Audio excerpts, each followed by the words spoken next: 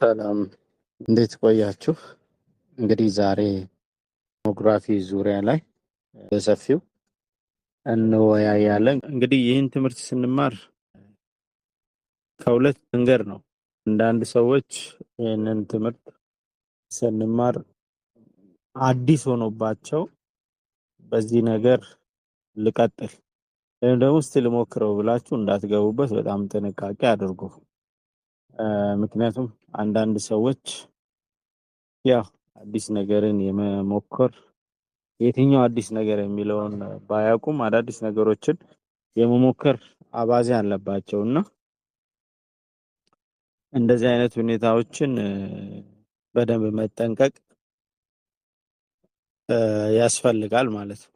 ሌላው ደግሞ እንደዚህ አይነት ትምህርቶች በሚሰጥበት ሰዓት ያው ራስን ገዝቶ ብንማረው ለ45 ደቂቃ ስለሆነ ይህንን 45 ደቂቃ ራስን ገዝቶ በደንብ ማዳመጥ ያስፈልጋል ማለት ነው። ያው ችግር ያለበት ሰው ለማዳመጥ ዋጋ ይከፍላል። ካልሆነ ደግሞ ያው በብር ከፍሎ ያው ከችግር ይወጣል ማለት ነው እና ይሄንን ለማድረግ የወሰንኩት እንደዚህ አይነት ነገሮችን እሑድ በሳምንት አንዴ የተለያዩ ትምህርቶችን እሰጣቸዋለሁ እና እግዚአብሔር ፈቃዱ ከሆነ በደንብ ደግሞ ሳይቋረጥ እንቀጥላለን ማለት ነው። ዛሬ አንድ ተብሎ ነገ ደግሞ ሁለት የሚባልበትን ጊዜ እግዚአብሔር ይስጠንና በደንብ እንማራለን ማለት ነው።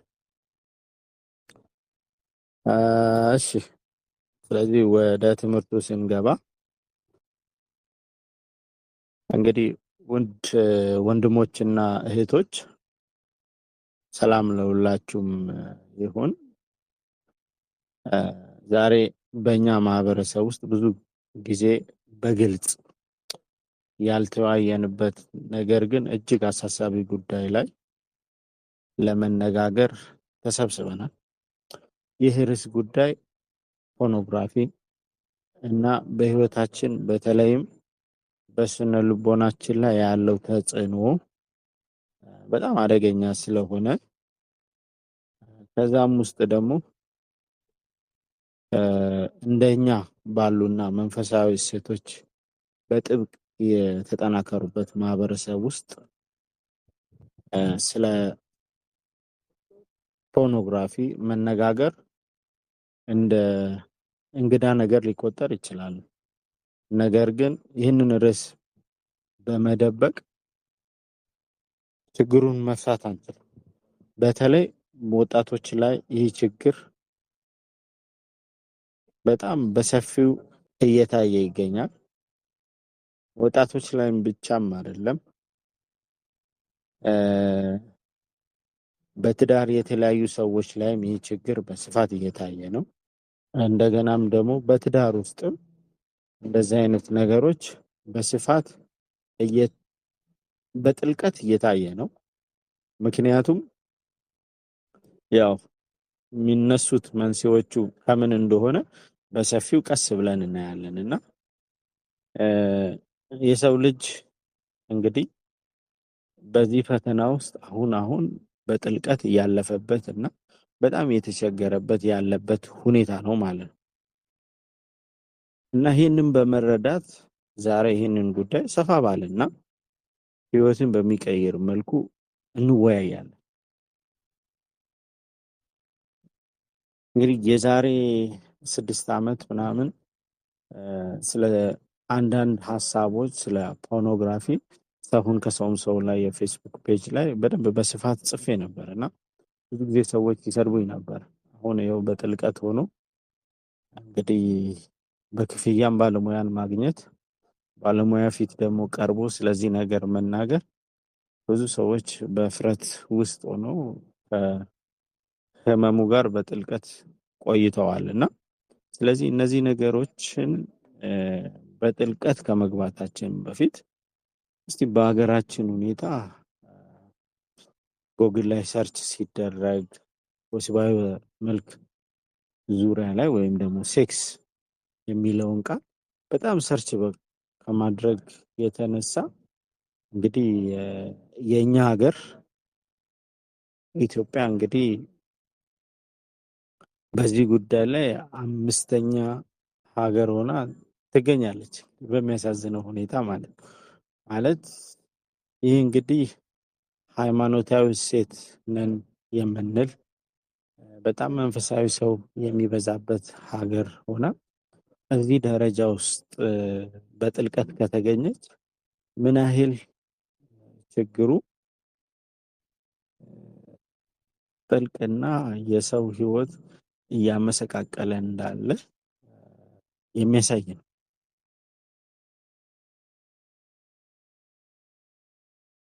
እናም ይህን ችግር በመጋፈጥ በጋራ መፍትሄ መፈለግ የኛ ኃላፊነት ነው። የኛ ኃላፊነት እንደ ባለሙያ እነዚህ አይነት ችግሮች በማህበረሰብ ውስጥ ጠልቀው ሲገኙ ለማህበረሰቡ ደግሞ ግንዛቤ ማስጨበጥ እንደኛ ባሉ ባለሙያዎች ግዴታችን ነው ማለት ነው። እንግዲህ ይህንን ያወራሁት በደንብ ይሄ ትኩረት ስንት ሰውን ከመስመር እንዳስወጣ ብዙዎቻችን ምናቅነን ማለት ነው። እንደገናም ደግሞ በራሳችን ህይወትም ካጋጠማችሁ ነገርም ካለ በዛ ውስጥ ራሳችሁን መፈተሽ በጣም ያስፈልጋል ማለት ነው። ስለዚህ ይህንን ነገር ከመጀመራችን በፊት መጀመሪያ ላይ ፖርኖግራፊ ምንድን ነው የሚለውን ነገር ማወቅ ያስፈልጋል አይደል? አንድ ነገር ምንድን ነው እውነት? ለምንድን ነው በኢንተርኔት እንደዚህ አይነት ነገር ውስጥ የተስፋፋው? ለምንድን ነው የሰው አእምሮን በዚህ ደረጃ መቆጣጠር የተፈለገው? ሰዎችን ተቆጣጥሮ ምን አይነት ጉዳት ለመፍጠር ነው እንደዚህ አይነት ሀሳቦች በተለያዩ ሶሻል ሚዲያዎች የሚቀርቡት? ምን ተፈልጎ ነው የሚለው እናያለን። በነገራችን ላይ ያው እንደዚህ አይነት ቦታ ላይ ሱስ ስትሆኑ እነሱ የሚያገኙት ጥቅም በጣም የጎላ ነው እና ማንም ሰው ኢንተርኔት ላይ የሆነ ነገር ሲያስቀምጥ የአንድ ሰውን ሀሳብ ወይም ደግሞ የዛን አእምሮ ገዝቶ ወደ ራሱ አመለካከት ለመክተት ነው የሚያደርገው። ይሄኛው ግን በኔጌቲቭ ስለሆነ በጣም መጠንቀቅ ያስፈልጋል ማለት ነው። ስለዚህ ወደ ትምህርቱ ስንመለስ ፖርኖግራፊ ምንድን ነው? ይህ እንግዲህ የግሪክ ቃል ነው ማለት ትርጉሙ በግልጽ ወሲባዊ ይዘቶችን የሚያሳይ ምስሎች፣ ቪዲዮዎች፣ ጽሁፎች ወይም የቃል ልውውጦች ነው። በዘመናዊ ዓለም በኢንተርኔት ተስፋፍቶ በማህበራዊ ሚዲያ፣ በሞባይል መተግበሪያዎች እና በልዩ ልዩ ድረገጾች በቀላሉ ተደራሽ ሆኗል ይህ ነገር ማለት ነው። ስለዚህ መጀመሪያ ምንድን ነው አንድ ነገር ወደ ጭንቅላታችን ውስጥ ከማስገባታችን በፊት ምንድን ነው ይሄ ነገር ለሚለው እንግዲህ ቪዲዮዎችን፣ ጽሁፎችን ወይም የቃል ልውውጦች ይሄ ምናደርገው ማለት ነው። ለምሳሌ ሴክስ ቻት ሊሆን ይችላል። ከዛ ነው የሚመጡ እና እንግዲህ ጥናቶች በጣም በሰፊው እንደሚያሳዩት ምንድን ነው በኢንተርኔት ላይ ከሚገኙ ይዘቶች ውስጥ እንግዲህ ከ30 እስከ 40% ያህሉ በዚህ ጉዳይ ላይ የተያያዘ ነው ማለት ነው። ከፖርኖግራፊ ጋር የተያያዙ ናቸው። በየቀኑ በጣም የሚገርማችሁ ነገር ደግሞ በየቀኑ ከ25% በላይ የሚሆን የኢንተርኔት ተጠቃሚዎች በዚህ ዙሪያ ላይ ይመለከታሉ ማለት ነው። 25%። እንግዲህ ሌላው ደግሞ በዓለም ዙሪያ ከሚገኙ ድረገጾች ከ10 እስከ 12% ይህንን ሀሳብ በውስጣቸው ይዛሉ ማለት ነው። አይታችሁ ከሆነ አንዳንድ ተከታታይ ፊልም ስታዩ አልፎ አልፎ እንደዚህ አይነት ነገሮች አሉ። ወይ የሆነ ሰው ራሱን ሲያረጋ ወይ እንደዚህ አይነት የሆነ ስዕል ሲያይ ያው የሀሳብ የዛ የፊልም ተጽዕኖ በእናንተ ውስጥ እንዲያድርና ያንን መተግበር ኖርማል እንደሆነ አሁን እንዴት ነው አሁን አንዳንድ ትውልዶች ስለ ማህበረሰቡ ግድ የላቸውም ማለት የሆነ እኔ ምን አገባኝ ስለ ሰው እኔ ምን አገባኝ ምን አስጨነቀኝ ምናምን የሚል ማህበረሰብ እየተፈጠረ አይደል? ስለዚህ ልክ በዚህ ዙሪያ ላይ ብዙ ሁኔታዎች ሰዎች ቀስ በቀስ በዚህ ነገር ዙሪያ ላይ በጥልቀት እንዲማሩ እና ይህ ነገር ጭንቅላታቸውን እንዲቆጣጠር እንዲያደርግ ሆን ተብሎ በተለያዩ ነገሮች ይሰራጫል ማለት ነው። በተለይ ደግሞ አስደንጋጭ የሆነው ምን መሰላችሁ? ብዙ ልጆች ከ11 ዓመት ጀምሮ ስለ ፖርኖግራፊ በጣም ገልጠው አስበውት ይሁን ሳያስቡ በአጋጣሚ በማህበራዊ ሚዲያ ወይም በድንገት የሚከፈቱ ገጾች ናቸው። በቃ ሳያስቡት ማለት አሁን ለምሳሌ ወይ ቲክቶክ እያያችሁ ያለ አላስፈላጊ ነገሮች ይመጣሉ አይደል? አይምሮን የሚሰርቁ ነገሮች ልክ እንደዛው ፌስቡክ ላይም ጎግል ላይም ሰርች ስታደርጉ እንደ ማስታወቂያ ሆኖ ትንንሽ ነገሮች ይመጣሉ። ዩቲዩብ ላይም ስታዩ እና እነዚህ ህጻናቶችም ከዚህ ጀምሮ የማየት እድላቸው ሰፊ ነው ማለት ነው። አንዳንድ ጥናቶች እንደሚያሳይ አሁን በኢትዮጵያ ውስጥ ሞባይል ስልኮችና ይሄ ኢንተርኔት ተደራሽነት መጨመሩን ተከትሎ በፖርኖግራፊ በተለይ በወጣቶች መካከል እንደ ወረርሽኝ እንዲስፋፋ አድርጎታል። ይህ ችግር በተማሪዎች በሰራተኞችና ቤተሰቦች መካከል እየተስፋፋ ነው። ስለዚህ ይህን ነገር እንዴት እንቅረፍ፣ እንዴት እናጥፋ፣ የት እየጎዳ ነው የሚለው መጀመሪያ እያየን ነው የምንሄደው ማለት ነው። እንግዲህ አንዳንድ ጊዜ ተማሪዎች አይታችሁ ከሆነ ከዚህ ነገር ጋር በጣም ጥምረት ሲኖራቸው ትኩረት ማድረግ አይችሉም፣ ኮንሰንትሬት ማድረግ አይችሉም፣ ወይ ትምህርት ላይ ማድረግ አይችሉም፣ ወይ መስማት በትክክል አይችሉም፣ ይፈዛሉ፣ ወይ የተለያዩ ነገሮችን ሀሳባቸውን የሚሰርቅ ነገር ይበዛል ማለት ነው።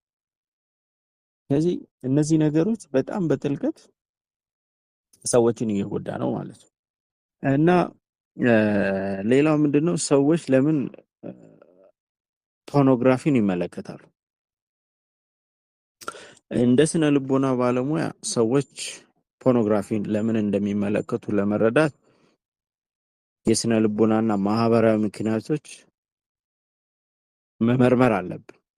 ዋና ዋና ምክንያቶችን ግን ለማቅረብ ሞክራለሁ ማለት ነው። ምንድነው ዋና ዋና ምክንያቶች የሚለውን ማለት ነው። እና አንደኛው ምንድነው ሰዎች ወደዚህ ነገር ውስጥ የሚገቡት የመጀመሪያው ነገር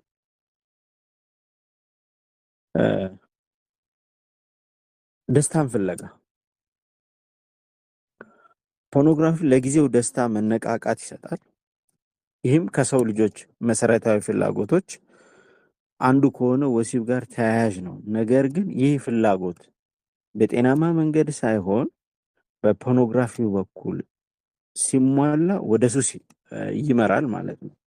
እንግዲህ እንደምታውቁት በእኛ ሀገር ባህል ማለትም በኢትዮጵያ ባህል ወሲባዊ ፍላጎቶች በትዳርና በቤተሰብ ስርዓት ውስጥ በተገቢ መንገድ መሟላት እንዳለባቸው ያው ተምረናልም ወደፊትም እንማራለን። አስተምረውንም ብዙዎች አልፈዋል ማለት ነው። ሁለተኛው ደግሞ ይሄ ጭንቀትና ድብርትን መላቀቂያ ብዙዎች ፖርኖግራፊን ከስራ ከትምህርት ወይም ከቤተሰብ ህይወት የሚመጣውን ጭንቀት ወይም ድብርት ለመሸሽ ይጠቀሙበታል። ለምሳሌ ተማሪ ፈተናውን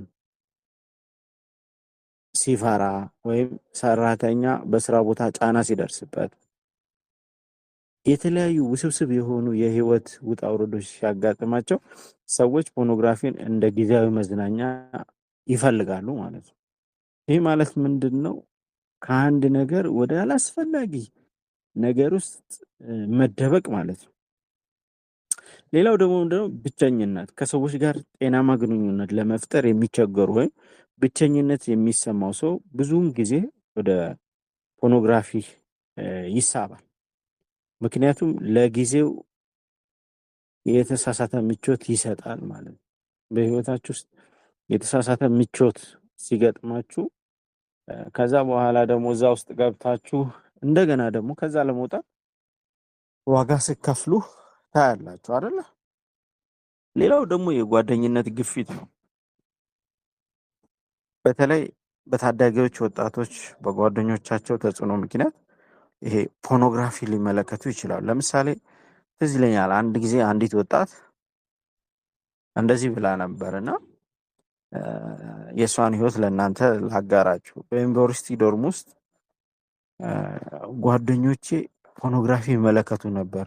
መጀመሪያ እቃወም ነበረ፣ ነገር ግን ቀስ በቀስ ተቀላቀልኳቸው። ከዛ እኔ ላይም ሱስ ሆነብኝ የሚል ጥያቄ አቀርባ ነበርና እንግዲህ እነዚህ ነገሮች አሁን ያነሳኋቸው ደስታን ፍለጋ፣ ጭንቀት፣ ድብርት መላቀቂያ፣ ብቸኝነት፣ የጓደኝነት ግፊት ምንድን ነው?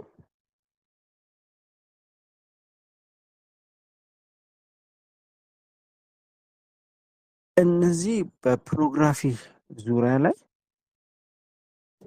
ሰዎች ወደዛ ነገር ወደ ፖርኖግራፊ ጥልቀት ውስጥ እንዲገቡ የሚያደርጓቸው ሀሳቦች ናቸው ማለት ነው።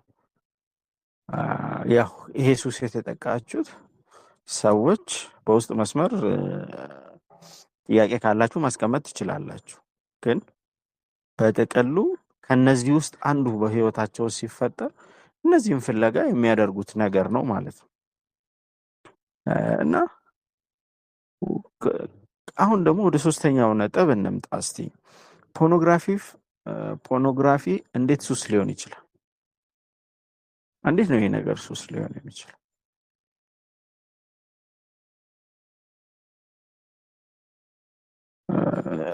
ሱስን በተመለከተ ይሄ አሁን ከሱስ ውስጥ አንዱ ፖርኖግራፊን ነው የምንማረው። ፖርኖግራፊን ነው አንዱን የምንማረው ማለት ነው። ግን በሱሶችስ በተለያየ ምክንያቶች ሱሶች አሉ አይደል? በጣም ብዙ ሱሶች አሉ። ከሱሶች ውስጥ አንዱ ይሄ አደገኛውን ነው የምንማረው። ሌሎችን ደግሞ ሌላ ጊዜ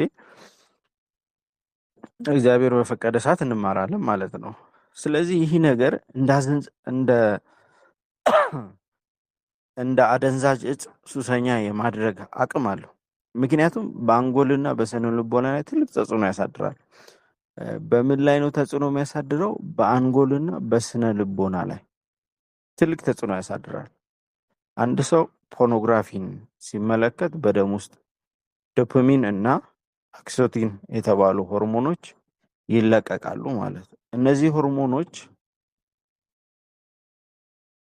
አንጎል ሽልማት ሰርተን ወይም ደግሞ ሪዋርድ ሲስተም ያነቃቃሉ። ይህም ተመሳሳይ ስሜት እንደገና እንዲፈልግ ያደርገዋል። ይህ ሂደት ከአደንዛዥ እጾች ጋር ተመሳሳይ ነው ማለት ነው። ቀስ ያልኩኝ ማስረዳችሁ ምንድን ነው፣ በደንብ በጥልቀት የሆነ ነገርን እውቀት ጉዳቱን ያላችሁበትን ቦታ በደንብ አድርጋችሁ እንድትመዝኑት ነው። አሁን እንደ ኒውሮሳይንቲስቶች ገለጻ ፖርኖግራፊ ምስል ለግማሽ ሰከንድ ብቻ ማየት በአንጎል ውስጥ የነርቭ መዋቅር ለውጥ ሊያመጣ ይችላል። እነዚህ ምስሎች በአእምሮ ውስጥ ለረጅም ጊዜ ይቀመጣሉ እና በየቀኑ ወደ ተመሳሳይ ይዘቶች መመለስ አንጎልን መደበኛ ስራ ይረብሹታል ማለት ነው። ለምሳሌ አንድ ወጣት እንዲህ አጫውቶኝ ነበረ። በስራ መሀል ላይ ፖርኖግራፊ አይቼ መተኛት አልችልም። በመንገድ ላይ ሳልፍ፣ በስራ ላይ ሳለው እነዚያ ምስሎች በአእምሮ ይመጣሉ። ይህ የሚያሳየው ፖርኖግራፊ በአእምሮ ላይ የሚያሳድረው ጥልቅ ተጽዕኖ ነው ማለት ነው። ምንድነው? ወይ ጸሎት እያደረጉ ወይ ደግሞ የሆነ ቦታ እየተንቀሳቀሱ ወይ የሆነች ልጅ ስትራመድ ባዩ ቁጥር ወይ የሆነ ማለት አላስፈላጊ ወይ ምግብ እየበሉ ስሜታቸው የመነሳት ባህሪ ያለው። በነገራችን ላይ ሴትም ወንድም ነው ይሄንን የዚህ ተጠቂዎች ማለት ነው። እና ስለ ሁለቱም ጾታዊ ነው እያወራሁ ያለሁት ማለት ነው። እና እነዚህ ነገሮች በዚህ መልኩ ሱስ ይሆናሉ ማለት ነው። ራሳቸው አንድ ነገርን ራሳችሁ መቆጣጠር ካልቻላችሁ ያ ነገር በእናንተ ላይ የሆነ ተጽዕኖ ፈጥሯል ማለት ነው።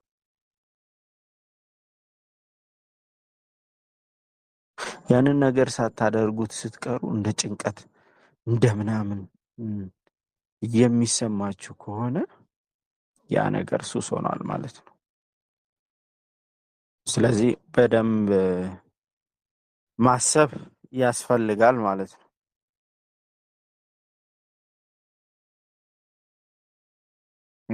እና ሌላው ደግሞ ምንድነው የፖርኖግራፊ ሱስ ምልክቶች ምንድን ናቸው?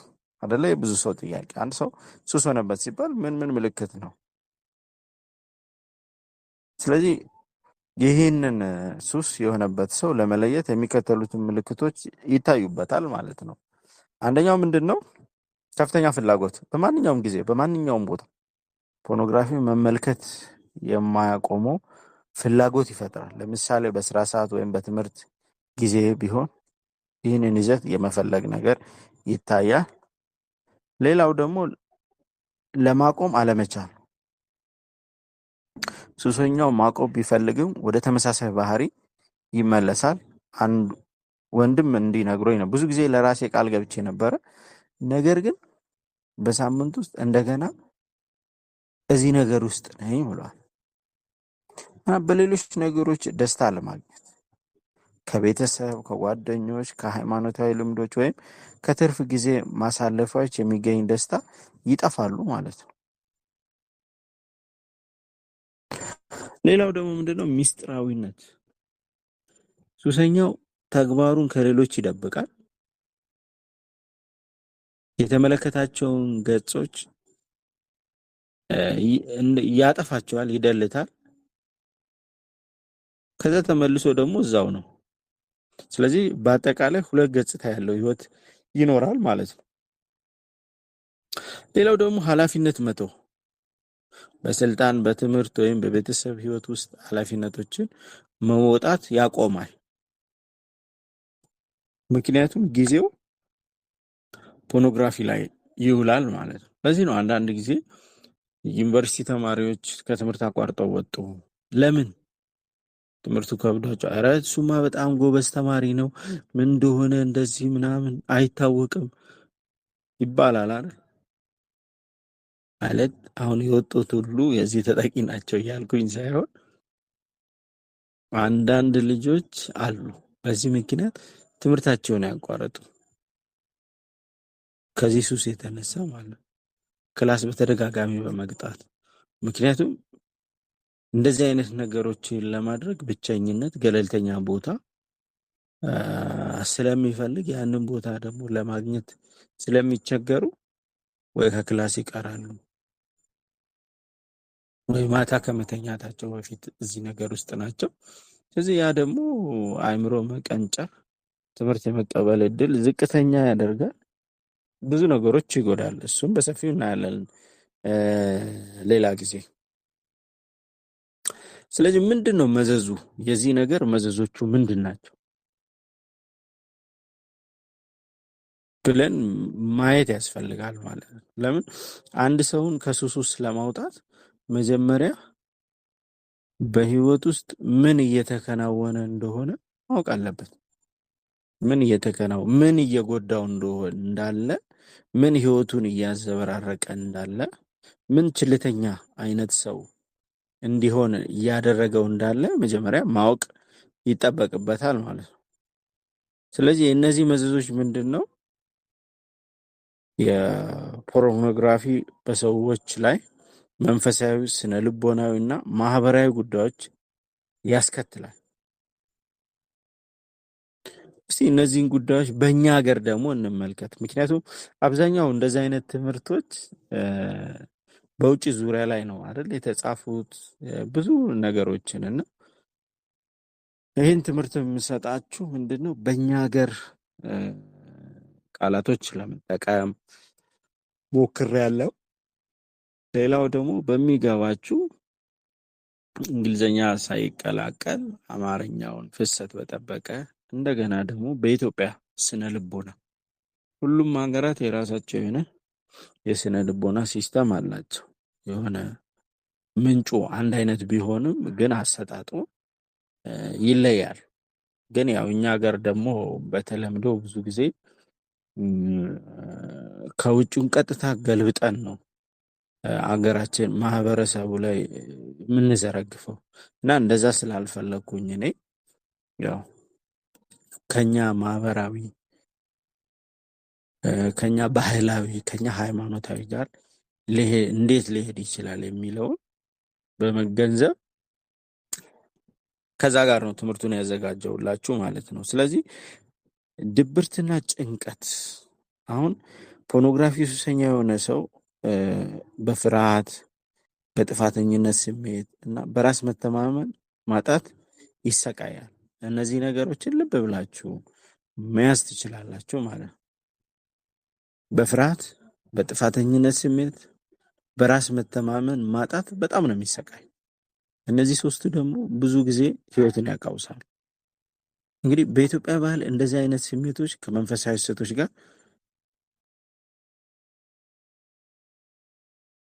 እሴቶች ጋር ስለሚቃረኑ የስነ ልቦና ችግሮችን በደንብ ያባብሳል ማለት ነው። በደንብ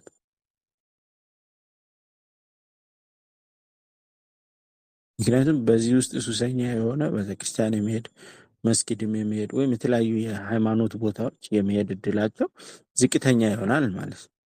ያ ማለት ደግሞ ራሱን እያገለለ ይመጣል። ራሱን ሲያገል ደግሞ በራስ መተማመኑ ይቀንሳል። ከዛ ደግሞ የጥፋተኝነት ስሜት ይሰማዋል። ከዛ ደግሞ ለነገሮቹ ይሄን ነገር ለማውራት ደግሞ ፍርሃት ይዘዋል ማለት ይሄንን በደንብ ከዛ ደግሞ የአቅም መቀነስ ፖርኖግራፊ ላይ የሚውል ጊዜ በትምህርት በስራ ወይም በፈጠራ ላይ የሚውል ጊዜውን ይቀንሳል ማለት ነው። ለምሳሌ ተማሪዎች በፈተና ውጤታቸው ላይ መውደቅ ወይም ሰራተኞችን በስራ ቦታ ምርታማነታቸው መቀነስ የጸባይ ለውጦች ይመጣሉ። ኃላፊዎች ብዙ ሰዎች ብዙ አይነት የባህሪ ለውጦችን ከዚህ ሱስ ጋር የሚቀራኙ ሰዎች ያጋጥማቸዋል። ምክንያቱም እየኖሩ እየበሉ ደስተኛ አይሆን።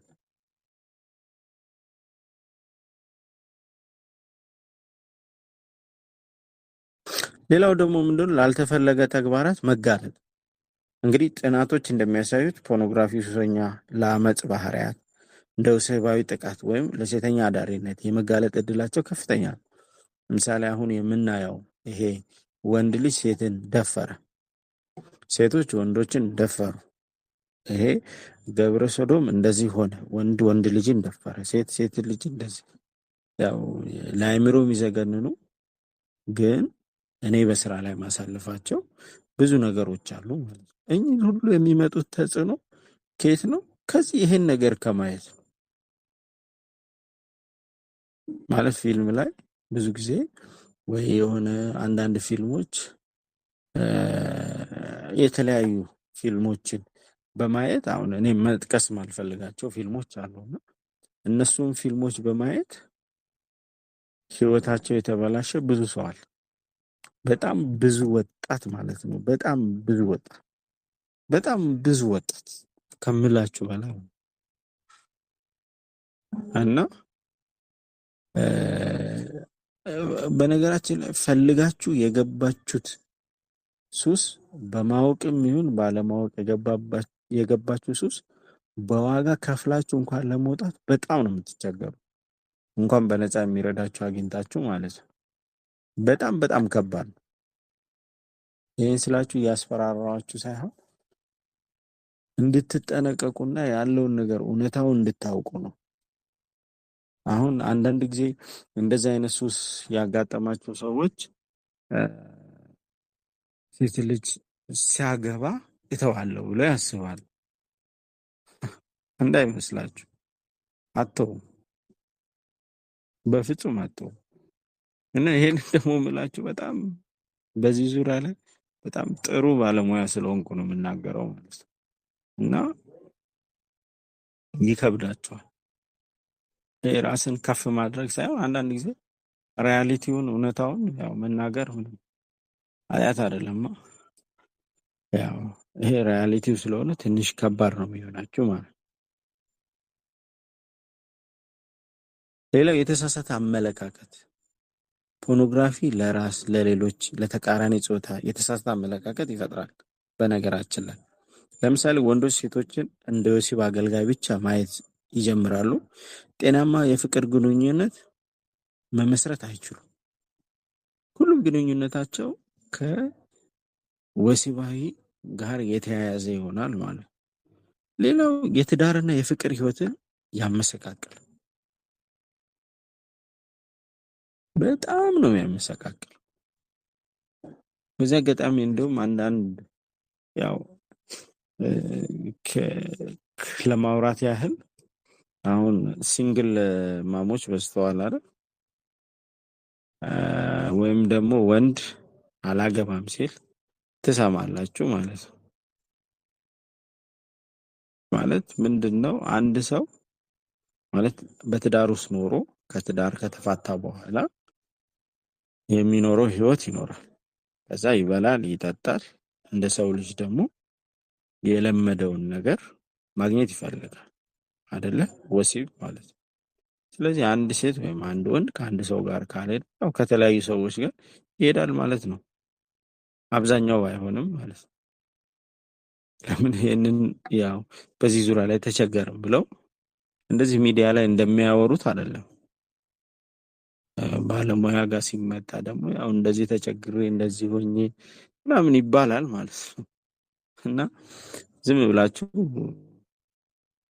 በምትችሉት አቅም ትዳራችሁን ለመያዝ እና ደስተኛ ሆናችሁ፣ ሁሌም ትዳር ውስጥ ደስታ የለምና በምትችሉት አቅም ደስታችሁን እየፈጠራችሁ ለመኖር ዝግጁ መሆን አለባችሁ ማለት ነው። እና የትዳር የፍቅር ህይወትን ያመሰቃቅላል። በትዳር ውስጥ ያሉ ሰዎች ፖርኖግራፊ ምክንያት ግንኙነት እርካታቸውን ያጣሉ። የወሲብ መቃወስ ያጋጥማቸዋል። የመማገጥ እድላቸው ከፍተኛ ይሆናል። እነዚህ ችግሮች ወደ ፍቺና መለያየት ሊያመራ ይችላል ማለት ነው። እንግዲህ ይሄ ሁሉ የዚህ ነገር ተጽዕኖ ነው ማለት ነው።